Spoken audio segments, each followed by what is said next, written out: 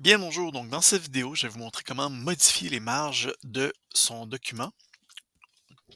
Donc, lorsqu'on se retrouve dans son texte, on peut donc venir modifier tout simplement les marges. Alors, il s'agit de l'onglet Mise en page.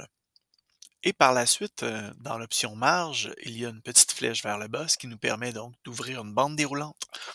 Dans la bande déroulante, on a donc des marges dites normales, des marges dites étroites, moyennes, larges ou en miroir. Mais il y a également les marges personnalisées.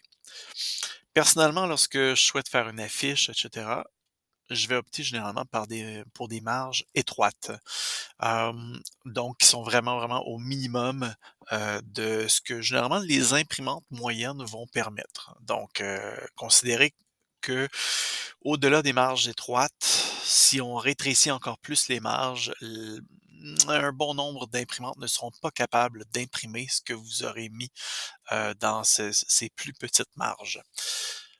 Les marges normales vont vous offrir tout simplement une configuration généralement assez usuelle, disons, assez commune des remises professionnelles, scolaires, je dirais. Les marges larges vont vous offrir disons, une présentation, une mise en page très, très, très aérée, disons. Donc, voilà qui est ça. Alors, au niveau des marges, on peut les personnaliser, vraiment pour donner de manière plus précise des dimensions latérales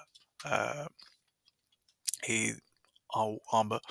Donc, voilà, de nos marges. Sinon, on peut préciser, on peut sélectionner plutôt, excusez-moi, des marges prédéfinies comme étant étroites, normales ou larges, tout simplement.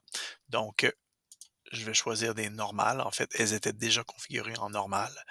Mais évidemment, si on décide de choisir des étroites, voilà, donc ça vient rélargir énormément le texte. Et bon, évidemment, ça vient rétrécir également le nombre de pages très souvent.